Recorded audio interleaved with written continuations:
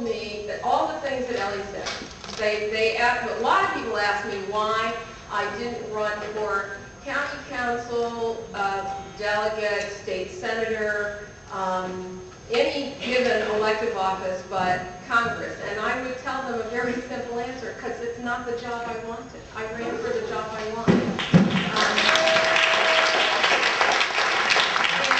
And that's quite a lesson. That's a lesson for me, and I hope that it's a lesson for you, because you can't let anyone tell you what direction you should go in. What told me is, the way I feel about my community, all of our communities throughout Prince George's and Montgomery County, the challenges that we face, as workers. I have women, for example, who come up to me all the time, and they will tell me story after story about what happens to them in this day in 2008 in their workplaces. And they want to know that they have an advocate in the United States Congress who wants to do something about that. And I think that it's important for us to know the direction that we're going. And I'm really clear about the direction that I'm going and not ashamed about it. Now, I'm going to tell you something. One of the things that I've learned in this really short month is this is a really tricky Democratic caucus. My goodness. And I know that our job in 2008, number one, we have to get more women in that caucus, and we have to get better Democrats.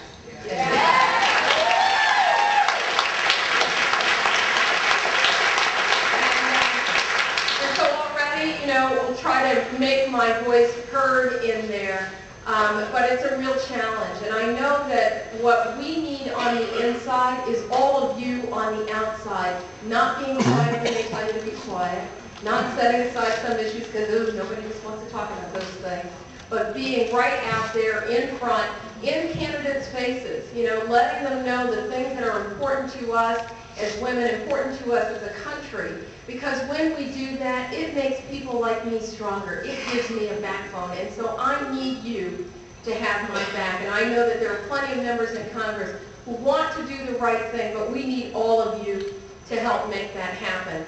Now, the running part. I have, let's see, by the time this year is over, because I'm also on the November ballot for the term that begins in 2009, I will have run now 3 times just this year. And then if you include 2008, that's another 4 times. I actually figure that I've run enough times to actually have way more seniority than I actually have. I've been making that argument, no one's buying it. But I think that it was important for me in 2006, despite the loss, and it was really coming from nowhere with all of your help, and not just you, but environmental organizations and the Net Roots, and progressives really from around the country stepping up to say there's value in winning this race in the 4th Congressional District. And when that happened, I was disappointed in 2006. I just wanted to crawl under my bed in 2006, not the least of which reason was because I was just exhausted. But I woke up and I said, you know what? This deserves another challenge. The importance is not to give up, and I think for so many women who run for political office and may lose that first time, that you may never see them again, because they don't run that second time. And the lesson for me was to get up and start running again, and to convince every voter that it was time for them to make a change. And we were able to do that in 2008. Now, last night I was at a conference of women who are electrical workers, the women of the International Brotherhood of Electrical Workers Union. They are in town in D.C. for their women's conference. These women workers from around the country, really tremendous women who face amazing obstacles in their workplaces, and they're young and they're older, and they're so fantastic. And 2 women walked up to me and said, I wanted to say hello to you again because I met you at a metro stop. And then I introduced them to each other because we'd met at 2 different metro stops. And the reason that I share that with you is because I believe that to run and win in a challenge like this, I had to run a really grassroots campaign. And that meant knocking on every door and making the phone calls and standing at the metro stops and going to the grocery stores and all of those kind of things that have kind of lost favor in the electronic television age of that kind of campaigning and the pollsters and all of that.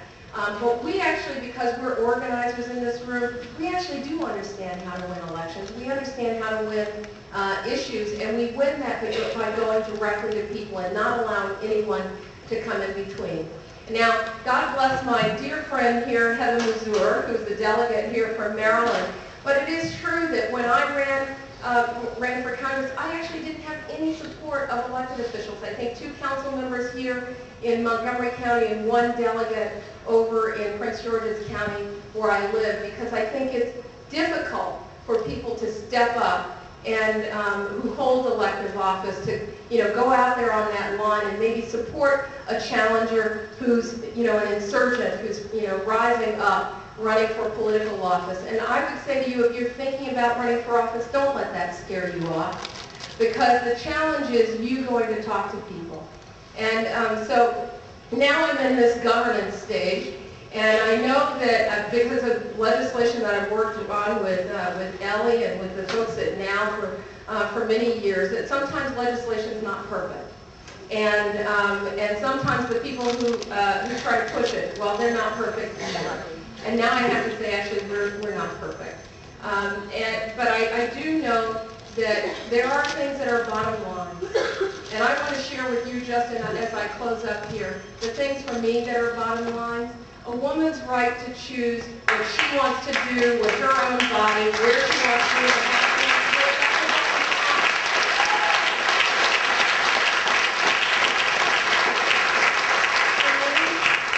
live. Another bottom line is that when you go to work every day and you're working next to the person next to you, you deserve to be paid the same amount for the same job, for the same amount of skills and education.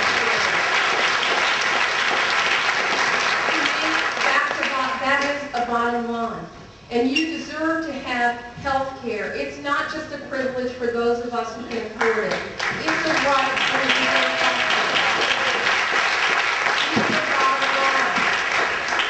care. All of us deserve to live on a planet that is not being destroyed because we'd rather drive big cars and trucks and deplete our environment and pollute our environment. And that's a bottom line, because it matters the kind of planet we need for our children and for their children. It's a bottom line. And the last bottom line for me, there are some others for me, and I'm lucky I come from a place where we can have these kind of bottom lines. But the last one is that it is important to have a President of the United States backed by a Congress of the United States that understands that you cannot simply wake up one day and decide that you want to go to war with another country because you just don't like to lose. That's the bottom line.